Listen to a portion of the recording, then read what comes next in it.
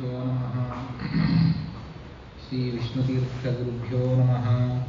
श्रीमदक्षोभ्यतीर्थगुरुभ्यो नमः। श्रीमदानन्दतीर्थभगवत्पादाचार्येभ्यो नमः। नमः परस्मै पुरुषाय भूयसे सदुद्भवस्थाननिरोधलीलया गृहीतशक्तित्रितयाय देहिनामन्तर्ध्रुवायामुपलभ्यवर्त्मने भूयो नमस्तद्वृजिनच्छिदे सताम् असम्भवायाखिलसत्त्वमूर्तये पुंसां पुनः पारमहंस्य आश्रमे व्यवस्थितानामनुमृग्यदाशुषे धर्मविज्ञानवैराग्यपरमैश्वर्यशालिनः आनन्दतीर्थभगवत्पादान् वन्दे निरन्तरम्।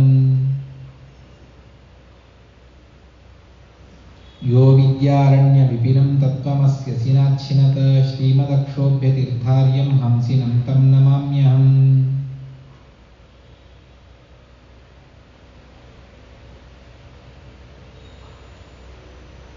यस्य प्रचण्डतपसा श्रुतिगीतवृत्ततुष्टो हरिकिलवशं वदतामवाप श्रीमद्वसन्मतपयोनिधिपूर्णचन्द्रः श्रीविष्णुतीर्थमुनिराट् मुदमातनोतु। आपादमौलिपर्यन्तं गुरूणामाकृतिं स्मरेत् तेन विघ्नाः प्रणश्यन्ति सिद्ध्यन्ति च मनोरथाः। श्रीगुरुभ्यो नमः। భాగవత హృదయంలో సంక్షిప్త శాస్త్రార్థ ప్రకరణాన్ని మనం తెలుసుకుంటూ ఉన్నాం. అందులో భగవంతుడి నామ సంకీర్తన, గుణ సంకీర్తన, దాని యొక్క విశిష్టత, దాన్నంతా కూడా నిన్నటి రోజున మనం తెలుసుకున్నాం. దానికి సంబంధించినటువంటి మరొక మాటను భాగవతం 6వ స్కందంలో చెప్తూ ఉంది. నిన్నటి రోజున భాగవత ప్రవచనంలో దాన్ని తెలుసుకున్నాం.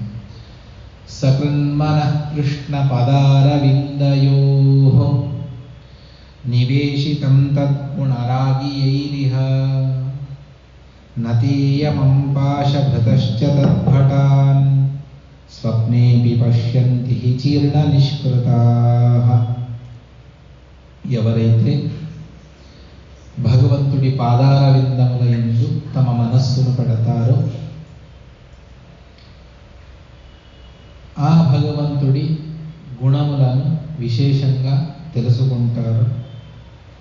అటువంటి వారు నతే యమం పాశభృతశ్చ తద్భటాన్, యముడిని కానీ యమభటులను కానీ, ఎటువంటి వారు పాశాన్ని చేతబట్టినటువంటి వారు, అటువంటి వారు చీర్ణ నిష్కృతాః, తమ పాపాలన్నింటినీ కూడా దూరం చేసుకున్నటువంటి వారు, అటువంటి వారు స్వప్నేపి న పశ్యంతి, స్వప్నంలో కూడా వారికి యమభటుల దర్శనం కాదు. ఏం చెప్తూ ఉన్నారు అనంటే, మన మనస్సును భగవంతుడి యందు పెట్టాలి. మనస్సును భగవంతుడి దగ్గర పెట్టడం అంటే ఏమిటి? ఇదో పువ్వు అయితే పెట్టొచ్చు, తులసి అయితే పెట్టొచ్చు. మనస్సును పెట్టడం ఎలా అంటే, మనస్సుతో భగవంతుడిని ఆలోచించడం ఏదైతే ఉన్నదో అదే భగవంతుడి యందు మనస్సు పెట్టడం. ఎంతగా వీలవుతుందో అన్ని సందర్భాల్లోనూ భగవంతుడిని గుర్తుకు తెచ్చుకోవడం, అది ఏదైతే ఉన్నదో అటువంటి ప్రక్రియను మనిషి సాధించాలి. అదే నిజంగా సాధనలో చిట్ట చివరి. ఎన్ని చేసినా కూడాను మిగిలిన అన్నీ చేస్తూ వెళతాడు మనిషి, కానీ ఆ భగవంతుడి యందు మనస్సు లగ్నం కాదు. అందువల్ల దానిని సంపాదించడం కొరకు ఈ మాటను 6వ స్కంద ప్రారంభంలో చెబుతారు. అందువల్ల ఈ అజారణ ఉపాఖ్యానానికి పూర్వంలో వచ్చినటువంటి మాట ఇది. అందువల్ల నిరంతరంగా భగవంతుడిని మన మనస్సు మనస్సుతో ఆలోచించడం ఏదైతే ఉన్నదో అదే సాధనములోకెల్లా ఉత్తమమైనటువంటిది. తర్వాత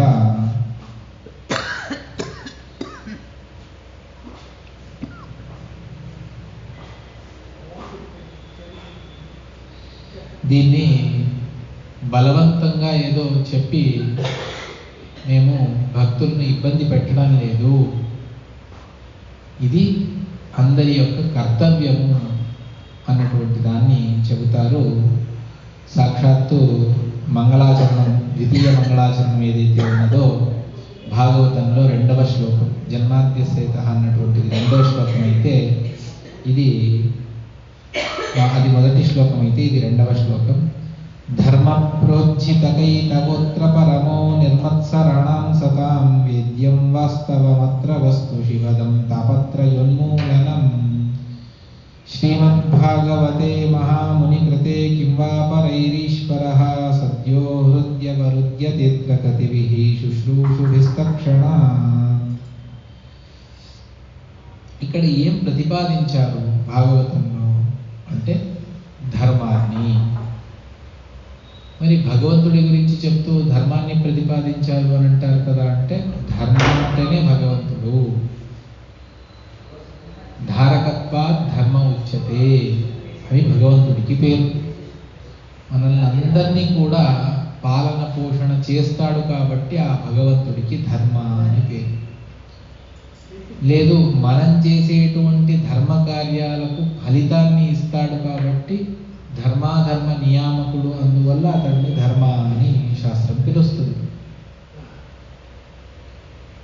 ఈ విధంగా అది కూడా ప్రోజ్జితకైతవ, ఏ విధమైనటువంటి కల్మషాలు లేకుండా భగవంతుడిని ఆరాధించాలి,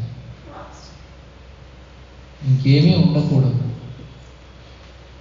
అతడు చేసినటువంటి ఉపకార స్మరణను చేస్తూ అతన్ని ఆరాధించడం ఏదైతే ఉన్నదో అదే ప్రోజ్జితకైతవత్వం. కపటం అన్నటువంటిది భగవంతుడి దగ్గర పనిచేయదు. నిర్మత్సరాణాం సతాం, ఏ విధమైనటువంటి మాత్సర్యాదులు కూడా భగవంతుడి దగ్గర మనం చేయకూడదు. ఎదుటి వారి మీద చేస్తేనే ఒక్కొక్కసారి వాళ్లకు తెలిసిపోతుంది వీడు నన్ను మోసం చేస్తున్నాడు అని. మరి భగవంతుడికి తెలియదా? అందువల్ల సజ్జనులు, నిర్మత్సరులైనటువంటి వారు దీన్ని వినాలి. దీని ద్వారా వారికి విశిష్టమైనటువంటి ఉపయోగం. ఆ భగవంతుడు ఎటువంటి వాడు అంటే వాస్తవం అని చెబుతారు. వాస్తవం అంటే విష్ణుతీర్థుల వారు అర్థాన్ని రాస్తారు, నిత్య నిరస్త దోష గుణపూర్ణ స్వరూపం. భగవంతుడిని మనం చింతన చేసేటప్పుడు రెండింటిని ప్రధానంగా తెలుసుకోమని చెబుతారు. ఒకటి గుణపూర్ణత్వాన్ని, రెండవది నిర్దోషత్వాన్ని. భగవంతుడికి ఆనందం ఉన్నది, భగవంతుడికి శక్తి ఉన్నది, స్వాతంత్ర్యం ఉన్నది, కాంతి ఉన్నది, పరోపకారత్వం ఉన్నది, దయాళుత్వం ఉన్నది, నిర్నిమిత్తంగా ఉపకారాన్ని చేస్తాడు, సృష్టి స్థితి లయ నియమన జ్ఞానాజ్ఞాన బంధమోక్షాలను ప్రసాదిస్తాడు, అనంత ఐశ్వర్యం ఉన్నది, అఘటిత ఘటన సామర్థ్యం ఉన్నది. ఈ విధంగా అతడి యొక్క గుణాలను మనం చింతన చేస్తూ వెళ్ళాలి. రెండవది, అతడికి పారతంత్రం లేదు, అజ్ఞానం లేదు, విపరీత జ్ఞానం లేదు, మోసం చేయాలి అన్నటువంటి బుద్ధి లేదు, ఎవరిని హింసించాలి అన్నటువంటిది భగవంతుడికి లేదు, కామక్రోధ మదమోహ మాత్సర్యాలు భగవంతుడికి లేవు, అసూయ ఈర్ష్యాదులు భగవంతుడికి లేవు. ఈ విధంగా దోషములు అని మనం ఏదైతే లిస్ట్ చేస్తామో అదేది కూడా భగవంతుడికి లేదు. అటువంటి భగవత్ స్వరూపాన్ని ఆరాధించండి. మనకి ఏది కావాలి అన్నా కూడా ఎవరి దగ్గర అది ఉందో వారిని అడగాలి. ఎవరి దగ్గర ఏమీ లేదో అటువంటి వారిని వెళ్ళి మనం దాన్ని అడిగితే, మనకు కావలసినటువంటిది ఏది? ఐశ్వర్యం కావాలి, భగవంతుడిని అడగండి. ఆరోగ్యం కావాలి, భగవంతుడిని అడగండి. లేదు, ఒక ఉత్తమమైనటువంటి అధికారం కావాలి, భగవంతుడిని అడగండి. ఎందువల్ల అతడి అధికారాన్ని ఎవరు కూడా ఇంతవరకు ఆ అధికారం నుండి అతన్ని తప్పించేటువంటి సాహసం ఎవరు చేయలేదు. అతడు తన స్థానం నుండి ఎప్పటికీ కూడా కింద దిగలేదు. అందువల్లనే ఆ భగవంతుడిని అచ్యుత అని పిలుస్తారు. చ్యుతి అన్నటువంటిది భగవంతుడికి లేదు. అందువల్ల అటువంటి భగవత్ స్వరూపాన్ని చింతన చేయండి. అదేవిధంగా మరొకటి వస్తువు అంటే నిత్య అప్రతిహతమైనటువంటిది వస్తువు అని. భగవంతుడికి ప్రతిహతి అడ్డు అన్నటువంటిది లేదు. అనాయాసంగా భగవంతుడు దేన్నైనా చేయగలడు. ఇది భగవంతుడికి అసాధ్యము అన్నటువంటిది ఒక్కటి కూడా లేదు. అది భగవత్ స్వరూపము అని చింతన చేయాలి.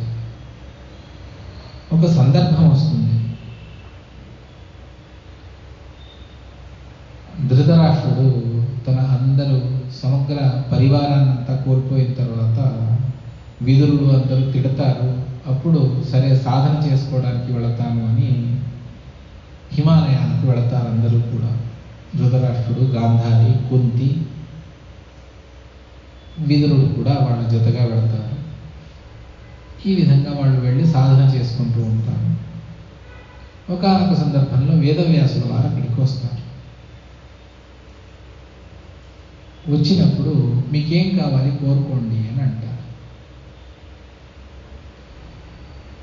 అంటే ఒక్కొక్కరు ఒక్కొక్క కోరికను కోరుకుంటారు. ధృతరాష్ట్రుడు అంటాడు, మహాభారత యుద్ధంలో చనిపోయిన వాళ్ళని అందరినీ నేను ఒకసారి చూడాలి అని అంటాడు. 18 లక్షల అక్షౌహిణి సైన్యం. వేదవ్యాసుల వారు తథాస్తు అని చూపిస్తాను అని ఒక రాత్రి పూర్తిగా ధృతరాష్ట్రుడికి ఆ పరివారానికంతా కూడా చనిపోయిన వాళ్ళందరినీ పిలిపిస్తారు. పిలిపించి చూడు నీ కుమారులు అందరూ ఈ రాత్రి సంతోషంగా ఉన్నారు. అంటే ఒకరిని చనిపోయిన వాళ్ళని పిలుచుకురావడమే కష్టము అంటే 18 లక్షల అక్షౌహిణి సైన్యాన్ని దేవుడు పిలుచుకొచ్చి వారికి చూపించి వాళ్ళని సంతోషపరచాడు. భగవంతుడికి ఏది అసాధ్యం కాదు. అటువంటిది భగవద్భక్తులకే అసాధ్యం కాదు అన్నటువంటి దాన్ని మనం ఆలోచన చేస్తాము. అటువంటిది భగవంతుడికి అసాధ్యం ఎలా అవుతుంది? ఇవాళ ఆరాధన మహోత్సవం, అక్షోభ్య తీర్థుల వారి ఆరాధన మహోత్సవం వారి కాలంలో ఒక విచిత్ర సంఘటన జరుగుతుంది. ఒక వ్యక్తి తాను ఒక పాపాన్ని చేస్తాడు. తెలియకుండా ఒక బ్రహ్మహత్య దోషం అతడికి, గోహత్య దోషం అతడికి తగులుకుంటుంది.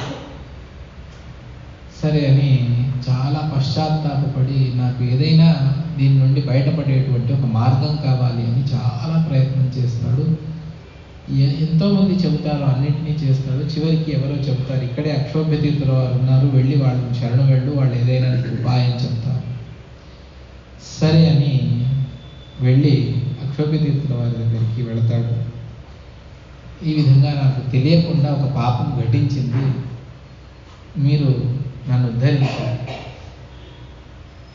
అప్పుడు సరే అని ఒక చెట్టు చూపిస్తారు. నదీ తీరంలో ఒక చెట్టు. ఆ చెట్టు చివరి కొమ్మ మీద నువ్వు వెళ్ళు అని. వాడు వెళ్ళడానికి సిద్ధపడతాడు.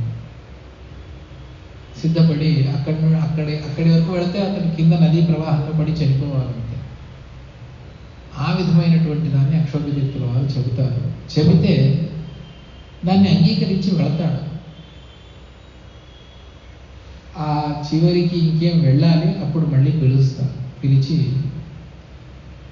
శంఖభ్రమణం చేసినటువంటి నీళ్లను అతని మీద ప్రోక్షణ చేసి, సరే నీ పాపం పోయింది వెళ్ళు అని అంటారు.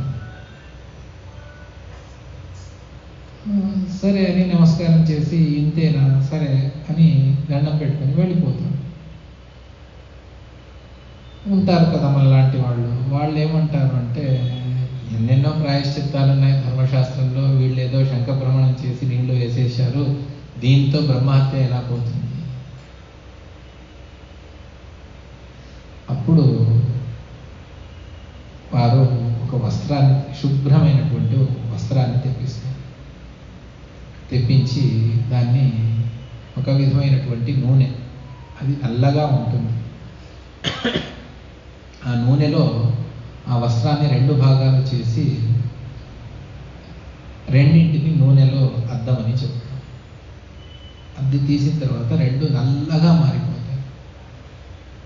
అప్పుడు ఒక వస్త్రాన్ని ఇచ్చి సమగ్ర తీర్థాల్లో దీన్ని కడుక్కొని రమ్మని చెప్తారు.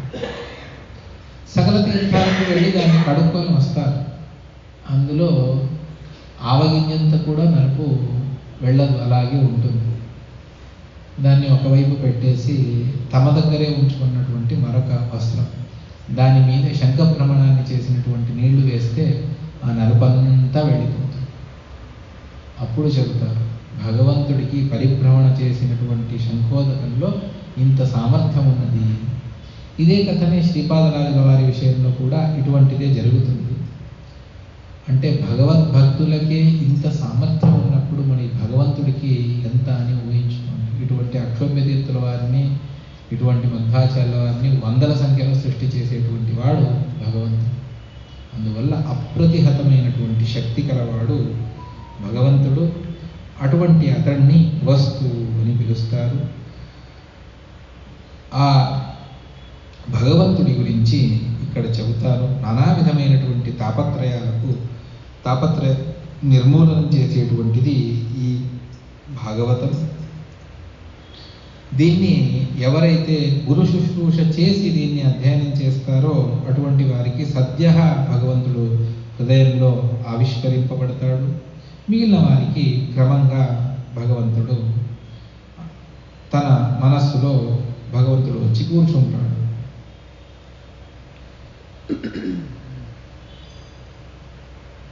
సరే, సంక్షిప్త శాస్త్రార్థ ప్రకరణాన్ని చెప్తూ ఉన్నారు. ఏమిటది? ముఖ్యంగా ఒక్క మాటలో చెప్పండి అని అంటే దాన్ని కూడా చతుర్థ స్కంద భాగవత శ్లోకాన్ని తీసుకువచ్చి విష్ణుతీర్థుల వారు సంగ్రహం చేస్తారు. శాస్త్రేష్వియానేవ సునిశ్చితో నృణాం క్షేమస్య సమ్యక్ విమృశేషు హేతుః అసంగ ఆత్మవ్యతిరిక్త వస్తుని దృఢారతిర బ్రహ్మణి నిర్గుణే చయా. ఇది సాక్షాత్తు పృథు చక్రవర్తి తాను తన పరివారానికి ఉపదేశం చేసినటువంటి శ్లోకం. సమగ్ర శాస్త్రాలను మథనం చేసి దాన్నంతా కూడా ఒకే చోట వేసి మథిస్తే అందులోంచి వచ్చేటువంటి సారం ఏదైతే ఉన్నది, బాగా చిలికినప్పుడు మనకు వెన్న వస్తుంది కదా, ఆ విధంగా తీసి చెప్పండి అంటే శాస్త్రేష్వియానేవ సునిశ్చితో నృణాం. నిశ్చయ ప్రకారం ఏమిటి? క్షేమస్య సమ్యక్ విమృశేషు హేతుః. అన్నింటినీ విమర్శ చేసి మనం తెలుసుకునేట్టయితే అసంగ ఆత్మం వ్యతిరిక్త వస్తుని దృఢారతిర బ్రహ్మణి నిర్గుణీచయా. ఆత్మాతిరిక్తమైనటువంటి సకల వస్తువుల యందు మనం సంఘాన్ని వదులుకోవాలి. భగవంతుడి యందు విశిష్టమైనటువంటి సంఘాన్ని మనం చేయాలి. మన మనసుకు ఆ శక్తి ఉంది. పెద్ద పేజావర స్వామీజీ ఎప్పుడు ఒక మాట చెప్పేవారు, జ్ఞానభక్తి వైరాగ్యాదులు అందరికీ ఉన్నాయి, కానీ అది ఉండవలసిన చోట లేదు. జ్ఞానం భగవంతుడి యందు, భగవత్ తత్వజ్ఞానాన్ని సంపాదించాలి, భగవంతుడి యందు భక్తి ఉండాలి, మిగిలిన వస్తువుల మీద వైరాగ్యం ఉండాలి. కానీ మనిషికి ఏమైపోతుంది అంటే మిగిలిన వస్తువుల మీద దాని జ్ఞానం బాగా ఉంది, అక్కడ సంసారంలో భక్తి ఎక్కువగా ఉంది, దేవుడి మీద వైరాగ్యం ఉంది. మన మనస్సుకు భగవంతుడు అంత విశిష్టమైనటువంటి శక్తిని ఇచ్చాడు. ఎప్పుడో చిన్నప్పుడు జరిగినటువంటి ఘటనను కూడా ఇప్పుడు గుర్తుకు తెచ్చుకునేటువంటి సామర్థ్యాన్ని ఇచ్చాడు. మనిషి మేధస్సుతోనే నిర్మితమైనటువంటిది కంప్యూటర్. ఆ చిప్ ఏదైనా కూడా, మీరు ఏదైనా చెప్పండి, మనిషి యొక్క మేధాశక్తి.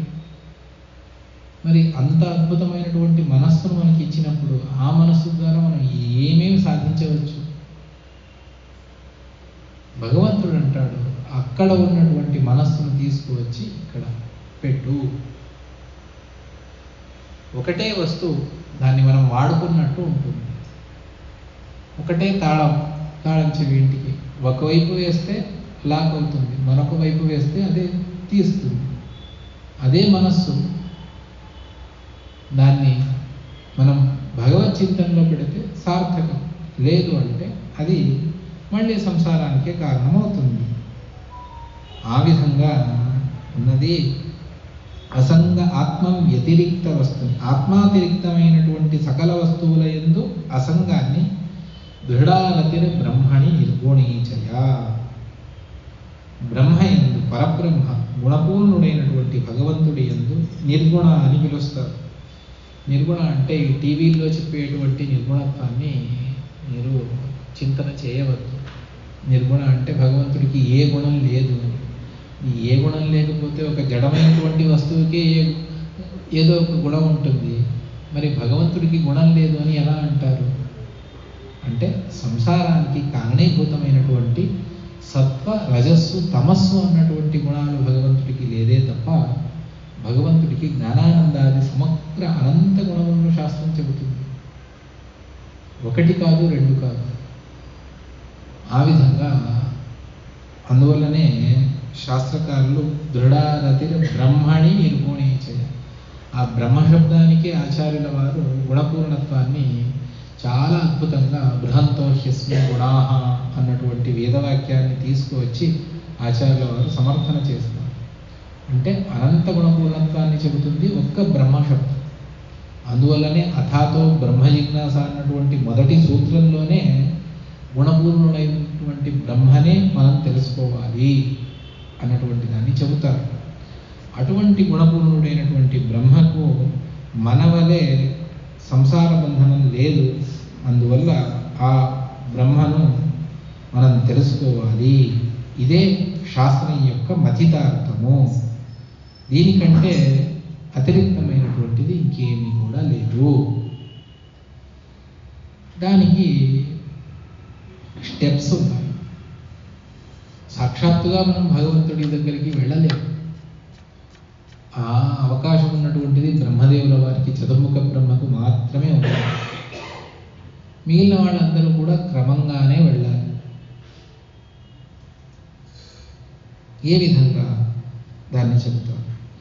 తచ్ఛ్రద్ధయా భగవద్ధర్మచర్యయా జిజ్ఞాసయాధ్యాత్మిక యోగ నిష్ఠయా యోగేశ్వరోపాసనయా చ నిత్యం పుణ్యశ్రవ కథయా పుణ్యయా చ అర్థేంద్రియారామ గుణేశ్వతృష్ణయా తత్సమ్మతానాం అపరిగ్రహేణ చ వివిక్తరుచ్యా పరితోష ఆత్మన్ వినా హరేర్గుణపీయూషపానాత్ అహింసయా పారమహంస్యచర్యయా స్మృత్యా ముకుందాచరితాగ్ర్యసీధునా యమైరకామైర్నియమైరనిందయా నిరీహయా ద్వంద్వతితిక్షయా చ హరేర్ముహుస్తత్పర కర్ణపూరయా గుణాభిధానేన విజృంభమాణయా భక్త్యా హ్యసంగః సదసత్పరాత్మని స్యాన్నిర్గుణే బ్రహ్మణి చాంజసారతిః.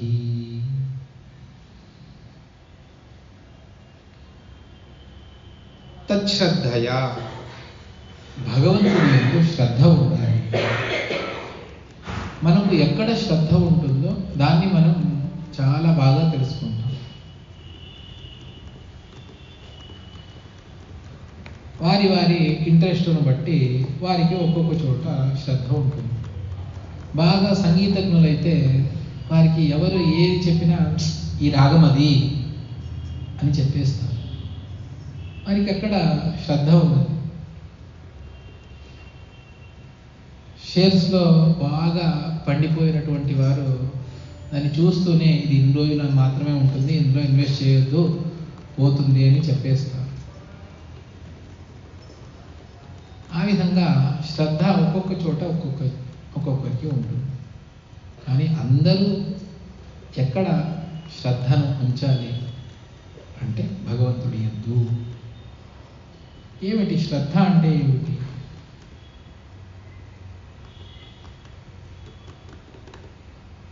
దానికి టీకాచార్యుల వారు షట్ప్రశ్నోపనిషత్తు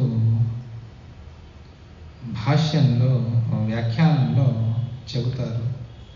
శ్రద్ధ ఆస్తిక్య బుద్ధిస్య. భగవంతుడి యందు శ్రద్ధ లేదు, వాటికి శ్రద్ధ లేదు. శ్రద్ధ అంటే ఆస్తిక్య బుద్ధి, అంటే అది ఉన్నది అని నమ్మటం ఏదైతే ఉన్నదో అది శ్రద్ధ. ఇప్పుడు మనకు ఏమైపోయింది అంటే ఈ పంచ జ్ఞానేంద్రియములతో పంచ కర్మేంద్రియములతో మనం దేన్ని చూస్తామో అది ఉంది అని నమ్ముతాం. కానీ ధర్మాధర్మములు, స్వర్గ నరకములు, దేవుడు, మోక్షం మొదలైనటువంటివన్నీ కూడా మన కంటికి కనిపించవు. అందువల్ల కంటికి కనిపించినటువంటి విషయంలో మనం విశ్వాసాన్ని ఉంచలేం. అది ప్రత్యక్షంగానూ మనకు గోచరించదు, అనుమానం మూలకంగానూ గోచరించదు. దేవుడు ఉన్నాడు అనే అనుమానంతో మీరు సాధన చేయడానికి పోతే దేవుడు లేడని కూడా సాధన చేయవచ్చు. అందువల్ల ఆచార్యుల వారి దృష్టిలో మధ్వాచార్యుల వారు చెబుతారు, దేవుణ్ణి తెలుసుకోవడానికి మొట్టమొదటి సాధనం వేదములు, శాస్త్రములు. దాని తప్ప ఇంకెవరో నేను దేవుణ్ణి చూపిస్తాను అని అంటే దేవుడు వాళ్ళకే కనిపించి ఉండడు, మనకేం చూపిస్తాడు. అందువల్ల అది సాధ్యపడనటువంటి విషయం. ఒక ప్రక్రియను భగవంతుడు పెట్టాడు, ఆ ప్రకారమే ఎవరైనా వెళ్ళాలి. అది లేకుండా అవుతుంది అంటే కష్టం. వారి అందరికీ స్నేహం ఉంటుంది.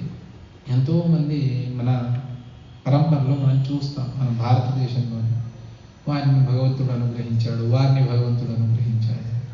అవును, వారికి పుణ్యం ఉన్నది, మరొకటి భగవంతుడి మీద ప్రేమను చూపించారు. కాబట్టి మీరాబాయి ఇంకెవరిదో చెప్తాము, వాళ్ళందరినీ కూడా వారి అత్యధికమైనటువంటి ప్రేమను చూపించారు కాబట్టి భగవంతుడు అనుగ్రహించాడు. అంత మాత్రం చేత వారికి మోక్షాన్ని ప్రసాదించాడు అని మాత్రం అనుకోవద్దు. ఎందువల్ల నిన్న నేను దానికి కారణాన్ని చెప్పాను. బింబాపరోక్షం లేనిదే ఎవరికి మోక్షం లేదు. ఆ బింబాపరోక్షానికి ఒక పద్ధతిని భగవంతుడు పెట్టాడు. ఆ క్రమంలో వెళితేనే అది అవుతుంది తప్ప అందరికీ ఇచ్ఛానుసారంగా అవుతుంది. మహిమను చూపించవచ్చు, తిమ్మిని బొమ్మను తిమ్మి చేయవచ్చు, ఏదైనా సాధించేటువంటి సామర్థ్యం వాళ్ళకు ఉంటుంది, లేదని నేను చెప్పడం లేదు. అది సన్మార్గంలో సాధించారో దుర్మార్గంలో సాధించారో అది దేవుడే. అంత మాత్రం చేత వారికి పరిపూర్ణంగా భగవద్ అనుగ్రహం ఉన్నది అని మాత్రం కాదు. లేకపోతే అంత మాత్రం చేత అయ్యేది ఉంటే ఇన్ని శాస్త్రాలు ఎందుకు చెప్పండి, అవసరమే లేదు. అందువల్ల భగవంతుడు ఆ క్రమాన్ని చెప్పారు, ఆ క్రమంగానే మనం వెళ్ళాలి. తచ్ఛ్రద్ధయ, భగవంతుడు ఉన్నాడు. భగవద్ ధర్మచర్యయ, భగవంతుడు ఆదేశించాడు, ఈ క్రమంలో మీరు ఉండాలి. ఏమిటది?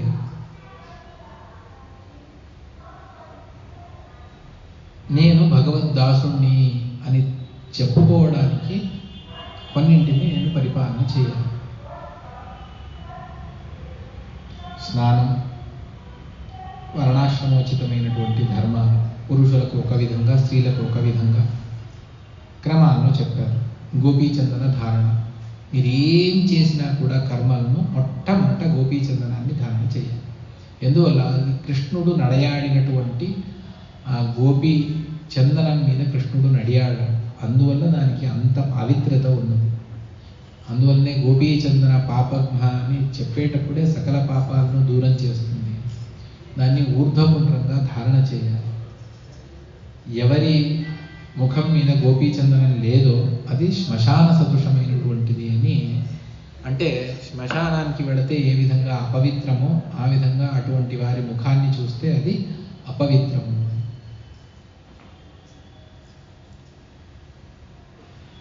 అదేవిధంగా భగవంతుడు ఏకాదశి ఉపవాసాన్ని గురించి చెప్తారు.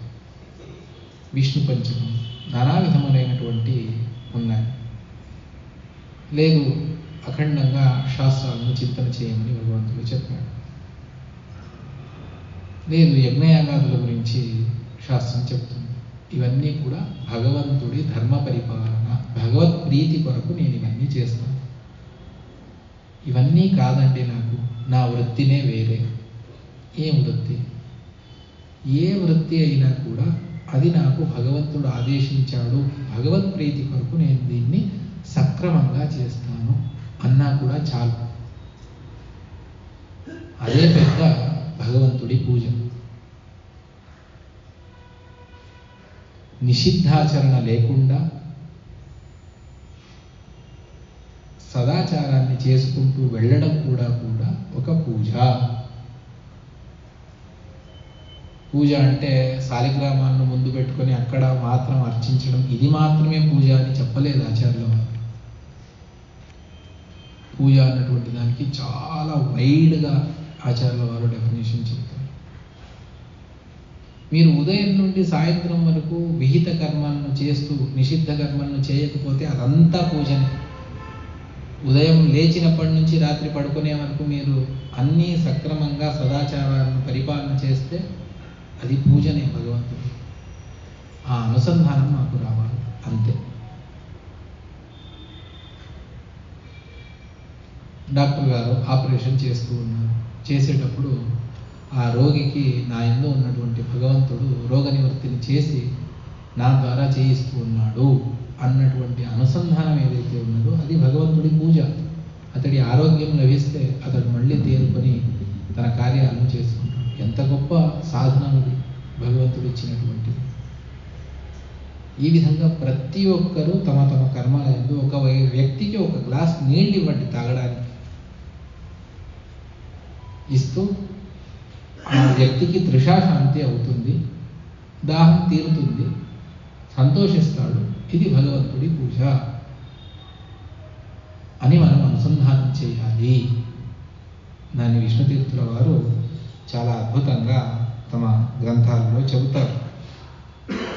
ఈ విధంగా భగవద్ ధర్మచర్య ఏమైపోయింది అంటే చాలా విచిత్రం.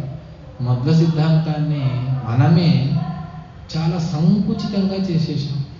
చాలా సంకుచితము అంటే ఎంత సంకుచితము అంటే ఒకసారి మాట్లాడేటప్పుడు ఒక మాట చెప్పేవారు, నాకు దీని గురించి ఎక్కువగా తెలియదండి, మా ఇంటికి పెద్ద స్వామి వారు వచ్చినప్పుడు మమ్మల్ని అందరినీ దూరంగా గెంటేసేవారు, మడి మడి మడి మడి అని చెప్పేసి వాళ్ళందరూ అక్కడంతా మేకులు కొట్టేసి వాళ్ళు తాళ్ళు కట్టుకొని బట్టలు ఆరేసేవారు. వాళ్ళు వచ్చేవారు, పూజ చూసేవాళ్ళం, పూజ చూసిన తర్వాత భోజనాన్ని పెట్టేవారు, కాల్చి ముద్రలు వేసేవారు. ఇంతే మాకు మధ్వ సిద్ధాంతం గురించి తెలుసు. మహా అంటే సంవత్సరానికి 2 సార్లు 3 సార్లు వెళ్ళి మఠంలో పితృకార్యాలను చేసుకుంటాము. మడి దడి ఆచారం అంటారు, అంగారాక్షతి, భోజనాలు, ఆరాధనలు వచ్చినప్పుడు. ఇంతే మధ్వ సిద్ధాంతము. దయచేసి ఇటువంటి భావన పెట్టుకోవద్దు. ఆచార వ్యవహారాలు వేరు, సిద్ధాంతం వేరు. ఆచార వ్యవహారాలు వర్ణాశ్రమోచితమైనటువంటి ప్రతి ఒక్కరికి ఉన్నది. సంధ్యావందనం మాధ్వులు మాత్రమే చేయాలి అని కాదు, బ్రాహ్మణుడు అన్న తర్వాత ప్రతి ఒక్కరూ సంధ్యావందనాన్ని ఆచరించాలి. అది స్మార్తులైనా శ్రీ వైష్ణవులైనా ఎవరైనా కూడా ఆచరించాలి. యజ్ఞయాగాదులు అందరికీ విహితమైనటువంటివి. స్మార్తు ఉపనయన సంస్కారం ఉన్న తర్వాత వారు ప్రతి ఒక్కరూ ఆచరించాలి. ఈ మడి తడి ఆచారం ప్రతి ఒక్కరికి ఉన్నది.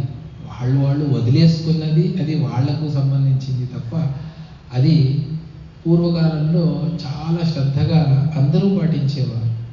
కానీ కాలక్రమంలో వాళ్ళు వదిలేసుకున్నారు. మొత్త సంప్రదాయంలో అది మిగిలింది, వేరే ఏ చోట అది మిగలదు.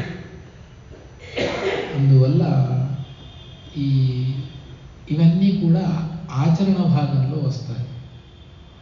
పూజ వారికి ఉన్నది, మనకు ఉన్నది. పంచాయతన పూజ అని స్మార్తుల్లో ఉన్నది.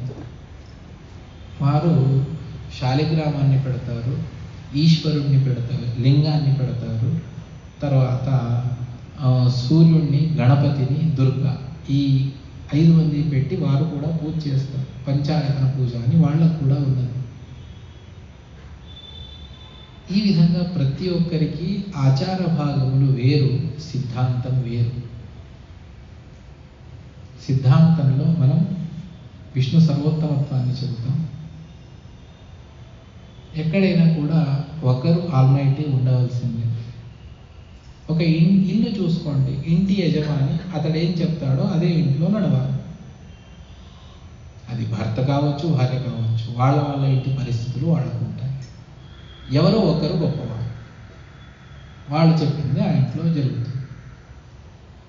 ఇదే వ్యవస్థ భగవంతుడు తాను తన సమగ్రమైనటువంటి విశ్వ కుటుంబి అయినటువంటి భగవంతుడు ఒక చోట తాను చేసుకున్నాడు. తాను సర్వోత్తముడు, మిగిలినంతా కూడా పరివారము. సృష్టి స్థిత్యాదనం చేస్తాడు, యోగ్యులైనటువంటి వ్యక్తికి మోక్షాన్ని ప్రసాదిస్తాడు, లేదు వారి వారి కర్మానుసారంగా వారికి ఫలితాన్ని ఇస్తాడు. ఇది సిద్ధాంతం. ఇందులో ఆచార్యుల వారు చెబుతారు తారతమ్యం ఉంది. ప్రతి ఒక్క వస్తువులోనూ తారతమ్యం ఉన్నది. ఇప్పుడేదో ఈ సెక్యులరిజం వల్ల మనం అంతా కూడా అంతా ఒకటే, అంతా ఒకటే. ఎప్పుడవుతుందండి అంతా ఒకటే? ఎప్పుడూ కాదు. వాళ్లకు తెలుసు, ఎవరు దాన్ని చెప్తారో వాళ్ళకు కూడా తెలుసు. అంతా ఒకటి ఎలా అవుతుంది? ఎప్పటికీ కాదు. తారతమ్యం ప్రతి వస్తువులోనూ ఉంటుంది. మీరు తినేటువంటి ఒక బియ్యంలో ఉంది, ఒక కూరగాయల్లో ఉంది. ఒకటి 40 రూపాయలకి కేజీ దొరుకుతుంది, 60 రూపాయలకు ఇది దొరుకుతుంది, సోనా మసూరి 70 రూపాయలు అయితే సన్నాలు దొరుకుతాయి, 120 అయితే బాస్మతి దొరుకుతుంది. అక్కడ లేదా తారతమ్యం? అవన్నీ ఒకటే అని 120 రూపాయల బాస్మతిని 40 రూపాయలకి అమ్మమంటే అమ్ముతారా? లేకపోతే అదంతా వ్యర్థమని చెబుతారా? అలా ఏం కాదు కదా. దానికి ఉన్నాడు. అన్ని లోహాలు ఒకటే అని 70,000 ఉన్నటువంటి బంగారాన్ని నాకు ఇనుము ఎంత ఉందో ఆ రేటుకి అమ్మండి అంటే లోహాలన్నీ ఒకటేనా? ఒక బ్లడ్ గ్రూప్ ఒకటి కాదు, వేరే వేరే ఉంటుంది. అంతా ఒకటే అని ఏదో బ్లడ్ గ్రూప్ తెచ్చి వాడికి ఎక్కిస్తే చచ్చిపోతాడు మనిషి. ప్రతి చోట తారతమ్యం ఉన్నది. దాన్ని ఆచార్యుల వారు చెప్పారు.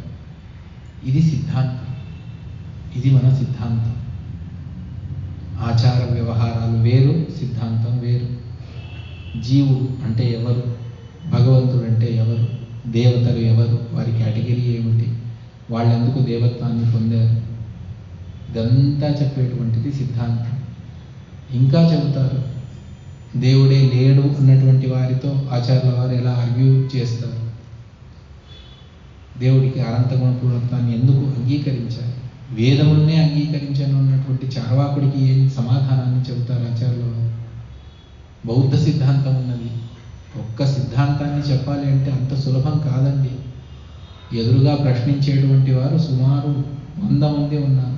బౌద్ధ, చార్వాక, జైన, అద్వైత, విశిష్టాద్వైత, శాక్త, గణపత, సౌర, ప్రతి ఒక్కరూ ఆచార్యుల వారి మీద ఆక్షేపం చేసినటువంటి వారే. దానికి అందరికీ సమాధానాన్ని చెప్పి మీ తప్పు మాది సరి అని నిర్ధారణ చేసుకొని సిద్ధాంతాన్ని చెప్పాలి. అది సిద్ధాంతం. దీన్ని ఆచార్యుల వారు చేసినటువంటిది. ఆచార్యుల వారు అంటారు ప్రతిదీ కూడా భగవంతుడికి సమర్పితమైతే అది సార్థకం.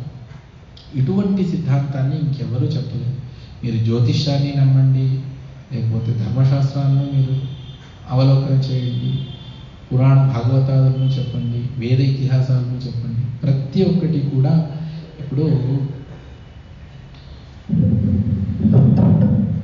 ఈ 4 రోడ్ల కూడలిలో ఒక పెద్ద వారు బ్యానర్ వేసుకొని దాన్ని అడ్వర్టైజ్మెంట్ చేస్తూ ఉంటారు. అది బాగా కనిపించాలి కింద లైట్లన్నీ వేస్తారు. ఒకటి కాదు, ఒక 4-5 లైట్లు వేస్తారు. వేస్తే అది బాగా మనకు కనిపిస్తుంది. ఆ విధంగా ఆచార్యుల వారు ప్రతి శాస్త్రాన్ని దేవుడి వైపు తిప్పి చూపించారు. అందువల్ల మనం ఆ భగవంతుడిని సర్వోత్తముడిగా అంగీకరించాలి అన్నటువంటి దాన్ని ఆచార్యుల వారు తమ చిన్న గ్రంథంలో ఒక ద్వాదశ స్తోత్రం తీసుకోండి, అక్కడ భగవంతుడి సర్వోత్తమత్వాన్ని చెప్పారు. ఒక తత్వ సంఖ్యానం తీసుకోండి, అక్కడ చెప్పారు. ఒక ప్రకరణ గ్రంథాలను విష్ణుతత్వ నిర్ణయాన్ని తీసుకోండి, తత్వోద్యోగాన్ని, ప్రతి చోట జీవ పరమాత్మలకు ఎందుకు భేదాన్ని అంగీకరించాలి, దాన్ని ఆచార్యుల వారు చెప్తారు. అనువ్యాఖ్యానం అది సర్వోత్కృష్ట గ్రంథం. 19 సంఖ్య గుర్తు పెట్టుకోండి. శ్లోక రూపంలో ఆచార్యుల వారు రచన చేసినటువంటిది అనువ్యాఖ్యానం. దానిపైనే టీకాచార్యుల వారు శ్రీమన్యాయసుధ గ్రంథాన్ని రచన చేశారు. అందులో ఉన్నటువంటి శ్లోకాలు 1919 శ్లోకాలు. ఈ విధంగా సిద్ధాంతం వేరు, ధర్మాచరణ వేరు.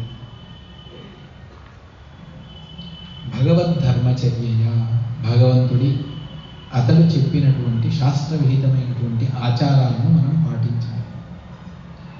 జిజ్ఞాసయ, భగవంతుడి గురించి తెలుసుకోవాలి అన్నటువంటి తపన ఉండాలి. జిజ్ఞాసయ. ఆధ్యాత్మిక యోగ నిష్ఠయ, ఆధ్యాత్మ విషయాలను గురుముఖేన అధ్యయనం చేయాలి. ఆధ్యాత్మిక యోగ నిష్ఠయ. యోగేశ్వరోపాసనయ, గురువులు ఏ క్రమంలో చెప్పారో ఆ విధంగా భగవంతుడి ఉపాసన చేయాలి. ఏమిటి ఉపాసన అంటే శ్రవణం, మననం, నిధిధ్యాసనం అని 3 చెబుతాం.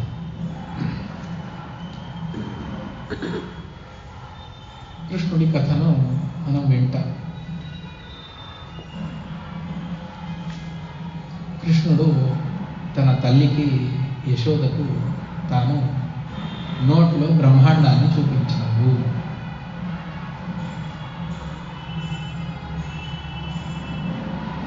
ఇది అసాధ్యమైనటువంటి పని, ఎవరు చేయలేరు, అది కూడదు కూడా. మరి చూపించాడు అంటే అది నిజమా కాదా? మనం ఒక 10 సార్లు భాగవతం వింటాం, అది నిజమే అని అంటాం. కానీ అది ఎందుకు నిజము? యుక్తి ఏమిటి? లాజికల్గా మనం ఆలోచించినప్పుడు అది ఎలా కరెక్టు? భాగవతం చెప్పింది, దాన్ని యుక్తితో సమర్థన చేయడం ఏదైతే ఉన్నదో దాన్ని ఉపాసన అని పిలుస్తుంది.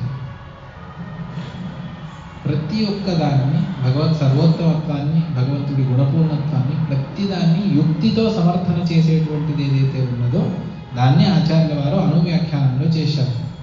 అందువల్ల అది అంత కఠినం. యుక్తి చెబుతారు, ప్రతి చోట యుక్తితో సమర్థన చేస్తూ అందువల్ల దీన్ని మనం యుక్తి, దానికి అనుగుణంగా వేదములను ప్రమాణంగా చూపిస్తాం.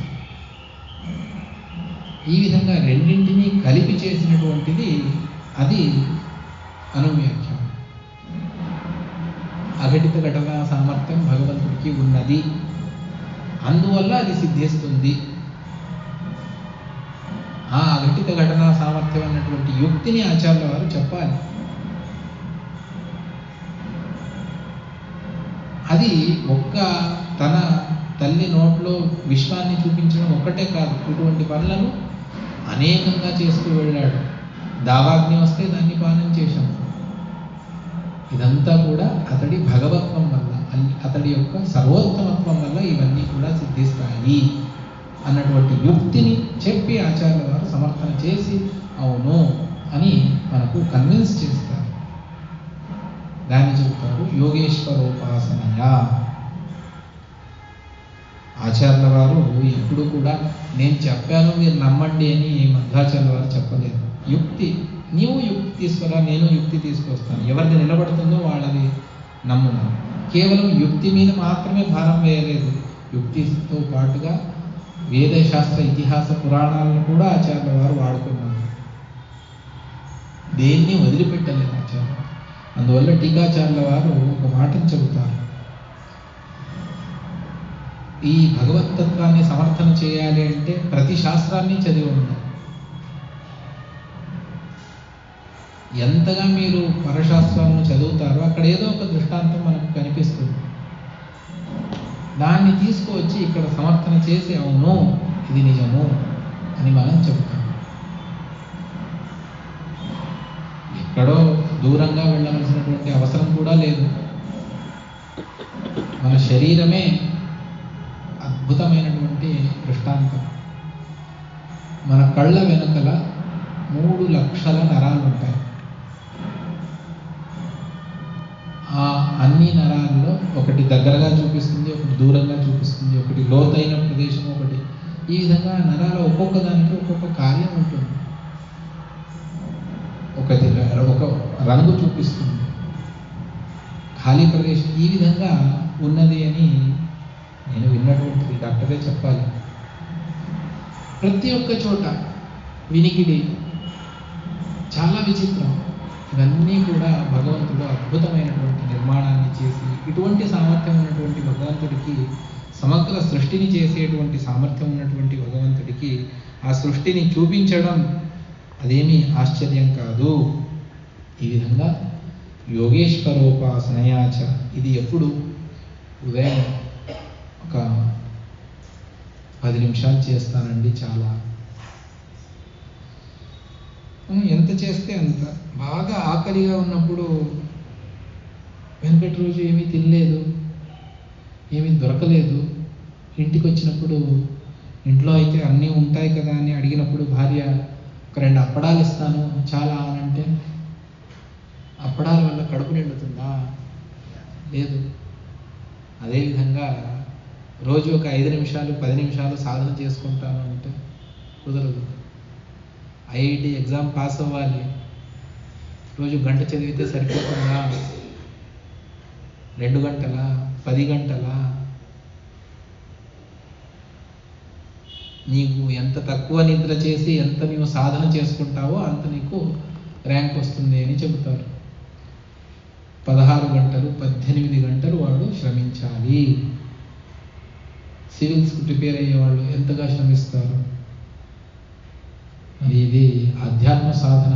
మరి ఇక్కడ ఎంత మనం దీనికోసం ఎంత మన సమయాన్ని మనం వెచ్చించాలి దాన్ని చెబుతారు.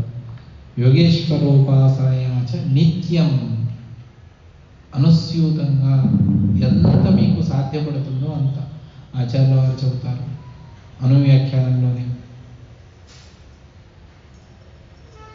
శ్రవణాది వినానైవ క్షణం తిష్టేదపి క్వచిత్ అత్యశక్యేతు నిద్రాదు పునరేవ సమభ్యసే. నిరంతరంగా భగవంతుడి గురించి వినండి, యుక్తి అనుసంధానాన్ని చేస్తూ భగవతత్వాన్ని తెలుసుకుంటూ ఉండండి. అలా ఎలా చెప్తారు ఆచార్యుల వారు? నిద్ర వస్తుంది మాకు, నిద్రపోవాలా వద్దా? అత్యశక్యేతు నిద్రాదు, ఇంకా సాధ్యమే లేదు, కళ్ళు మూసుకుపోతున్నాయి, నిద్ర అవశ్యంగా చేయవలసిందే అన్నప్పుడు కాస్త నిద్రపోండి. మళ్ళీ మెలకు వచ్చే వెంటనే మళ్ళీ శాస్త్రార్థాలను అవలోకన చేయండి.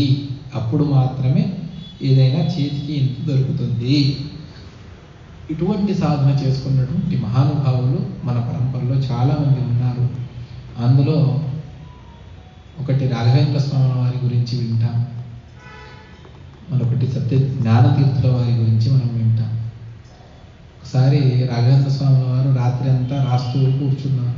ఉదయం అంతా పాఠం చెప్పాలి, పూజ, భక్తులు వస్తారు, వాళ్ళన్నీ చూసుకొని వాళ్ళ అంటే వారు సన్యాసాన్ని స్వీకరించినా కూడా ఒక విధంగా వాళ్ళు లోకాన్ని ఉద్ధరించడానికి పాపం అందరి మీద దయ చూపించి అనుగ్రహించేటువంటి వారు. ఆ విధంగా వాళ్ళకి సమయం దొరికేదే రాత్రి.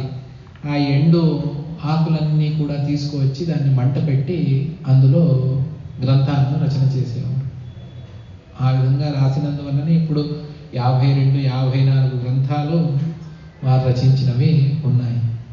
అందులో కొన్ని కాలక్రమంలో పోగొట్టుకున్నాం, కొన్ని ఉన్నాయి. అప్పుడు రాత్రి సమయంలో ఒక శిష్యుడు వచ్చి, నేను ఊరికి వెళ్ళాలి, నాకు మంత్రాక్షతలు ఇవ్వండి అంటే, సరే అని మంత్రాక్షతలు ఇచ్చి పంపిస్తాను. మళ్ళీ వాళ్ళు రాసుకుంటూ కూర్చుంటారు. మళ్ళీ కాసేపటి తర్వాత మళ్ళీ వాడు వచ్చి అడుగుతాడు, స్వామి మంత్రాక్షతలు ఇవ్వండి. ఇందాక ఇచ్చాను కదరా, అది నిన్న రాత్రి 12 గంటలకు నేను ఇప్పించుకున్నదండి, ఇప్పుడు ఉదయం 4 అయింది, స్నానం చేసి వెళుతూ ఉన్నాను, మీరు ఉదయం దొరుకుతారో లేదో అని. అవునా అని సరే మళ్ళీ ఇచ్చి మళ్ళీ వాళ్ళు స్నానానికి వెళ్ళిపోతారు. అంటే ఎంత అమూల్యమైనటువంటి వస్తువు భగవంతుడు, అతడి కొరకు మనం సర్వస్వాన్ని త్యాగం చేసినా కూడా తక్కువనే. మనం ఇది చేస్తామో లేదో, ఈ జన్మకు వస్తుందో జన్మాంతరానికి వస్తుందో, ఇలా ఉంది అని తెలుసుకోవాలి కదా. అది కూడా తెలుసుకోలేకపోతే మాధవ జన్మ వ్యర్థం కదా. సత్య జ్ఞానతీర్థుల వారి గురించి చెప్తా. వారు చదివేటప్పుడు ఒక గోడ దగ్గర ఇలా చదువుతూ ఇలా గోడకు ఇలా ఆనుకునేవారు నిద్ర వస్తే. మళ్ళీ కాస్త మెలకు వచ్చిన వెంటనే మళ్ళీ ఆ పుస్తకాన్ని తీసి చదువుకోవాలి. ఇంత శాస్త్రాధ్యయనాన్ని మన వాళ్ళు చేసినటువంటిది ఉన్నది.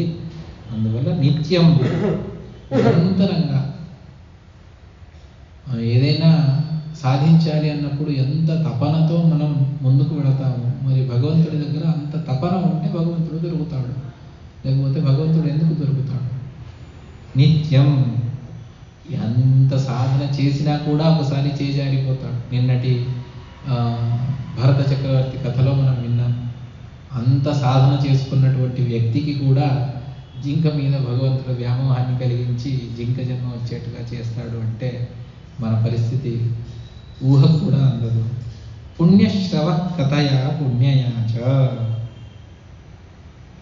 విశేషంగా ఆ భగవంతుడి యొక్క కథలను వింటూ వెళ్ళండి. ఎంత సాధ్యమవుతుందో అంత భగవంతుడు ఒక్కొక్క కథలో ఒక్కొక్క తత్వం మనకు బోధపడుతుంది. భగవంతుడు ఈ విధంగా వచ్చి రక్షించాడు అంటే ఆపత్కాలంలో మనల్ని చేయి పట్టి రక్షించేటువంటిది భగవంతుడు ఒక్కడే. ఆ దృఢమైనటువంటి విశ్వాసం మనకు ఎంతగా ఉంటుందో అంతగా భగవంతుడు రక్షిస్తాడు. అర్థేంద్రియారామ గుణేషు అతృష్ణయా. డబ్బు, ఇంద్రియారామ, ఇంద్రియములకు ప్రీతి కలిగించేటువంటి నానా విధమైనటువంటి గుణములు, విషయభోగములు, దాని మీద తృష్ణ అంటే కోరికలు ఉండకూడదు. తత్సమ్మతానాం అపరిగ్రహేణచ. ఏదో అన్నీ వదులుకొని ఇంట్లో ఉన్నాను రామకృష్ణ అనుకుంటూ అంటే అది సరిపోదు.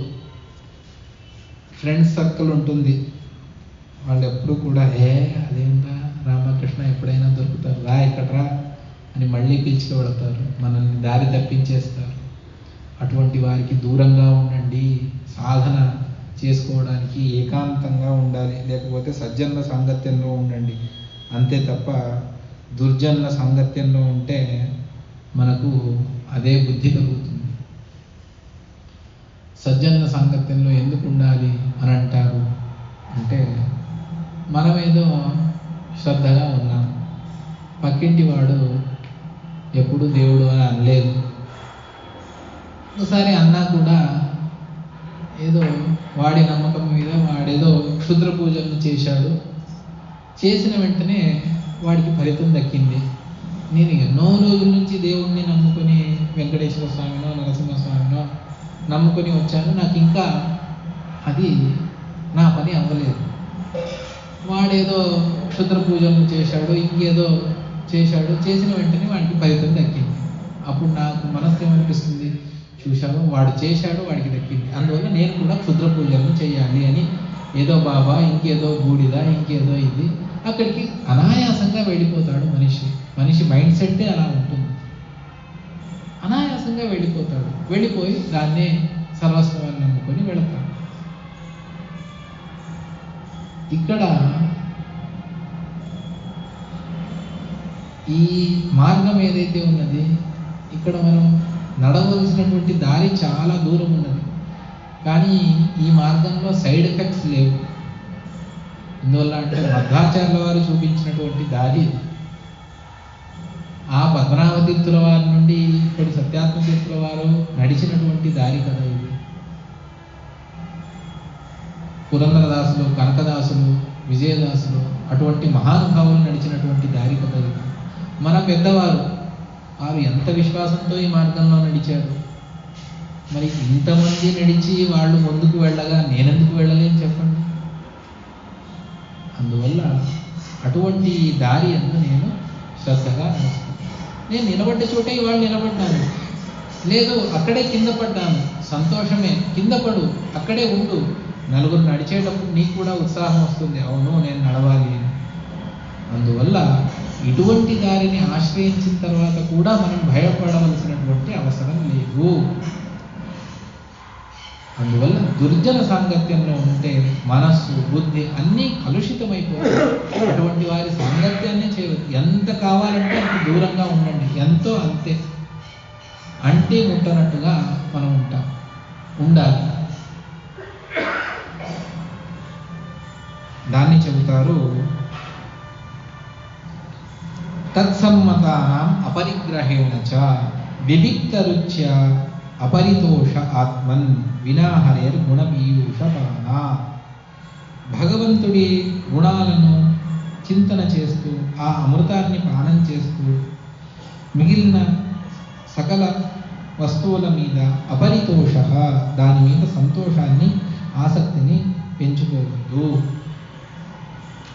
మనకి ఇప్పుడే ఎంతోమంది దృష్టాంతంగా దొరుకుతారు.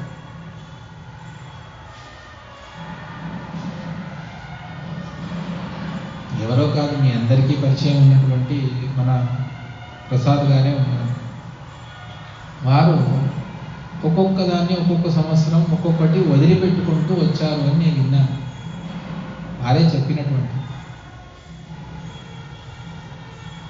ఇది ఈ సంవత్సరం వద్దు అని అనుకున్నాను, దాన్ని వదిలిపెట్టడం. ఈ విధంగా 6 నెలలకోసారి 3 నెలలకోసారి మన అలవాట్లు, అది మంచిది అని మనం అనుకుని ఉంటాం, కానీ అదే తప్పు అని శాస్త్రం చెప్పి ఉంటుంది. మనకు తెలియదు. తెలిసిన తర్వాత ఓకే అది చాలా కష్టం, కానీ దాన్ని వదులుకుంటూ రావాలి. అది చేస్తే అప్పుడు సాధ్యపడుతుంది. అహింసయ, హింసా ప్రవృత్తి ఉండదు. హింస అంటే ప్రాణం చంపడం మాత్రమే హింస కాదు, ఇంకొకరి మనస్సు నొప్పించడం కూడా అది హింసనే. ఎవరో ఏదో మంచి పని చేసుకొని వచ్చింటారు, చాలా మంచిది, ఒక మాట అంటే వాళ్ళు సంతోషిస్తారు. అలా కాకుండా కొంతమందికి చేసావులే పెద్ద అని అంటే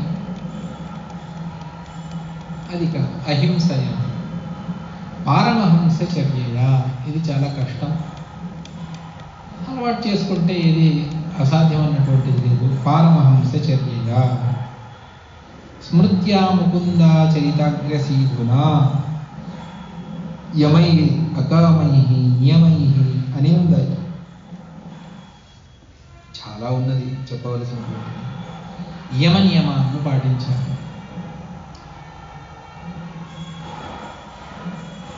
ఎంత తక్కువగా మాట్లాడితే అంత మంచిది అని శాస్త్రం చెబుతుంది. మాటలు ఆడినంతసేపు ఒక విషయం నుండి మరొకటి వస్తూనే ఉంటాయి. అంత లోపల భగవన్నామ సంకీర్తన చేసినా ఎంతో మంచిది. అందులోనూ ఈ మీడియా రావడం వల్ల ప్రతి ఒక్కరికి రాజకీయాల మీద చాలా ఆసక్తి పెరిగిపోయింది. ఎంతగా అంటే ఫస్ట్లో పేపర్ మాత్రమే ఉండేది, అది కూడా కొంతమంది ఇళ్ళలో, అప్పట్లో రేడియో. ఇప్పుడు అలా కాదు, మీరు ఎక్కడ తెరిచినా రీల్స్లో కూడా అవే వస్తూ ఉంటాయి. దాని మీద ఆసక్తి పెరిగిపోయి దాని గురించి ఎక్కువగా మనం మాట్లాడుకుంటూ ఉంటాం. యమై, వాంగ్నియమాన్ని పాటించండి. అకామై నియమై, అనేక నియమాలను అలవరుచుకోండి. ఒక గంట సేపు నేను పని చేస్తాను, అది వంటనే చేయవచ్చు, ఇల్లే శుభ్రం చేసుకోవచ్చు, ఏదైనా చేసుకోవచ్చు. చేసిన తర్వాత ఒక్క 5 నిమిషాలు భగవంతుడిని నేను ధ్యానం చేస్తాను. కూర్చొని భగవంతుడి 10 నామాలను లెక్కిస్తాను, ఆ నామార్థాలను తెలుసుకుంటాను. ఒక్క 5 నిమిషాలు. ఆ 5 నిమిషాలు 10 నిమిషాలు అవుతుంది, 10 నిమిషాలు 20 నిమిషాలు అవుతుంది. ఆ విధంగా క్రమంగా మనకు ఆసక్తి పెరుగుతుంది. అనిందయ, ఎవరిని నిందించవద్దు. నిరీహయ దందతీక్షయాచ, ఈ దందతీక్ష అన్నటువంటిది కొంచెం కష్టం. ఎందుకు కష్టము అంటే మనిషి సుఖాన్ని కోరుకుంటాడు, దుఃఖాన్ని కోరుకోడు.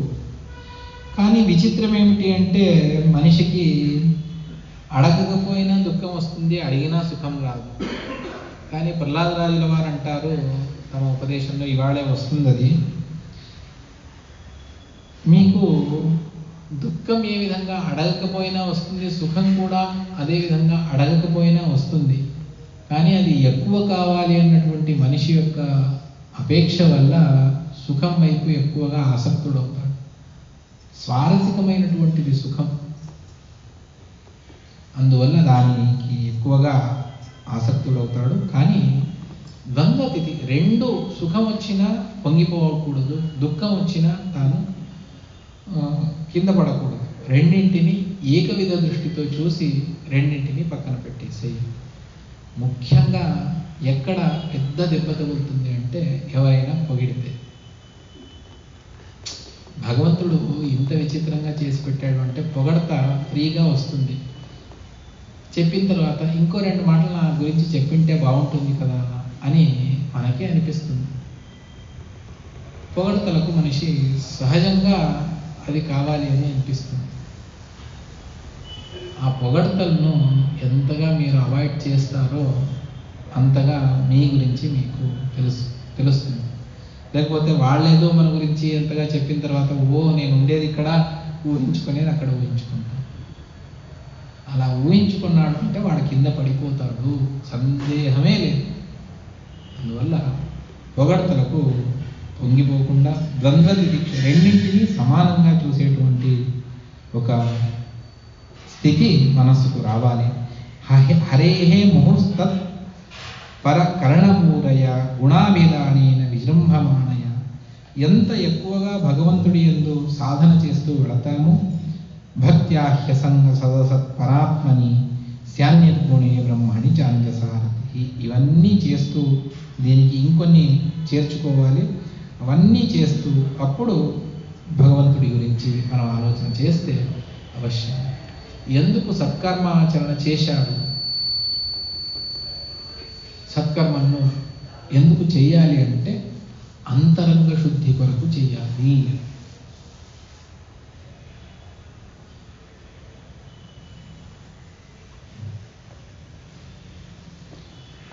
అంతరంగ శుద్ధి కొరకు మనం సత్కర్మలను ఆచరించాలి. అంతే తప్ప కర్మలు మనకి ఇంకా దేనికి పనికిరావు. సకామంగా పనికి వస్తుంది. దేవుడి విషయంలో కర్మల ద్వారా అంతరంగ శుద్ధి మాత్రమే. దాన్ని ఆచార్యుల వారు చాలా అద్భుతంగా ఒకే ఒక శ్లోకంలో మనకు చెబుతారు.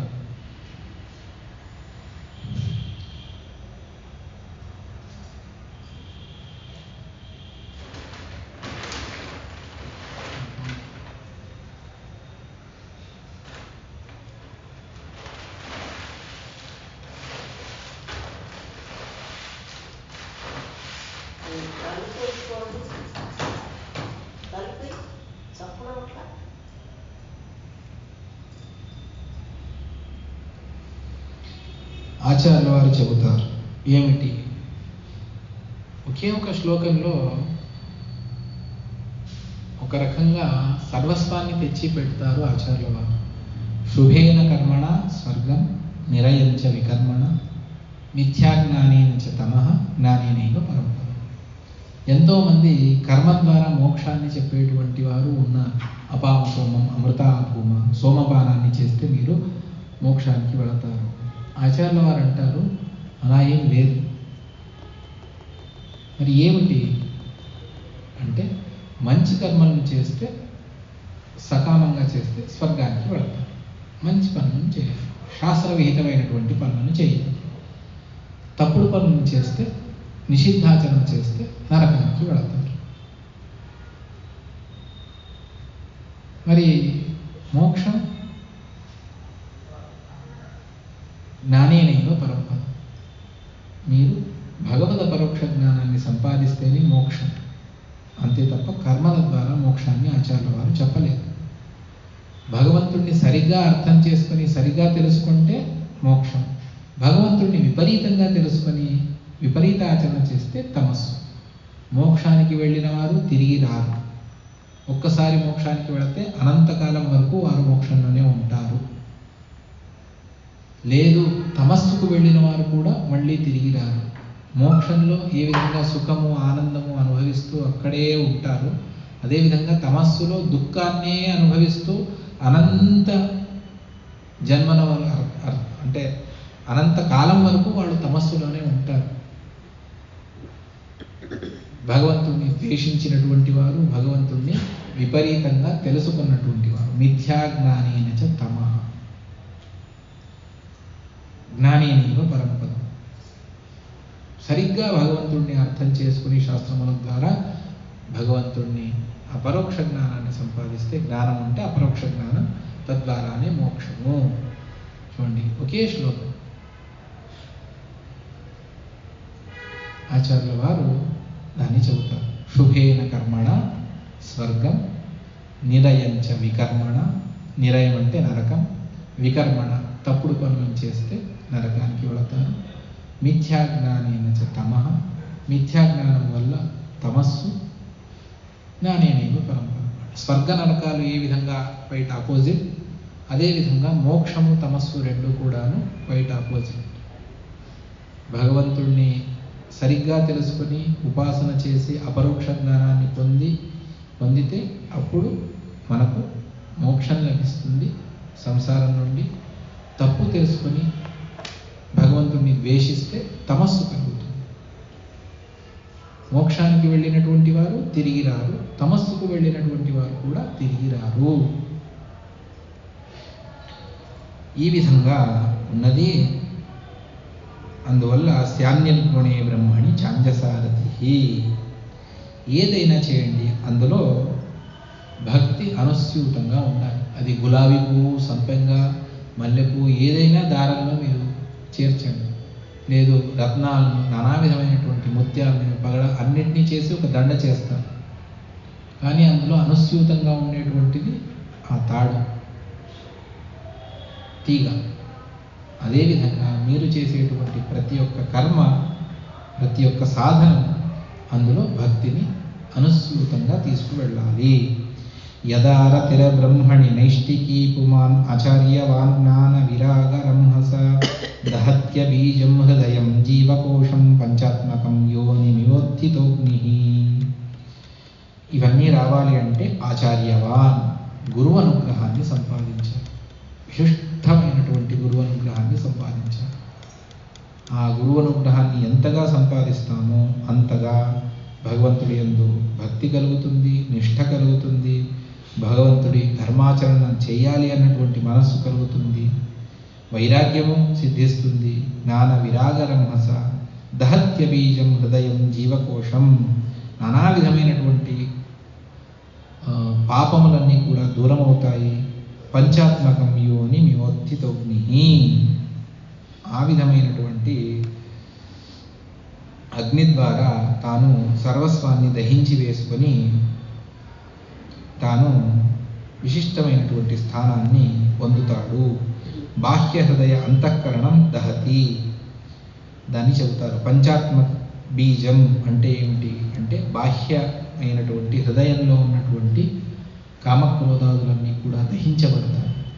అందువల్ల గురువు అనుగ్రహం అంత విశిష్టమైనటువంటిది. ఆ గురువు అనుగ్రహాన్ని మనం సంపాదించుకుంటే ఇవన్నీ కూడా సిద్ధిస్తాయి అన్నటువంటి దాన్ని సంక్షిప్త శాస్త్రార్థ ప్రకరణంలో చెప్పి దాని తర్వాత వైరాగ్య ప్రకరణాన్ని చెబుతారు. దాన్ని మళ్ళీ రేపటి రోజున మనం తెలుసుకుందాము. శ్రీకృష్ణార్పణమస్తు. హరయే నమః.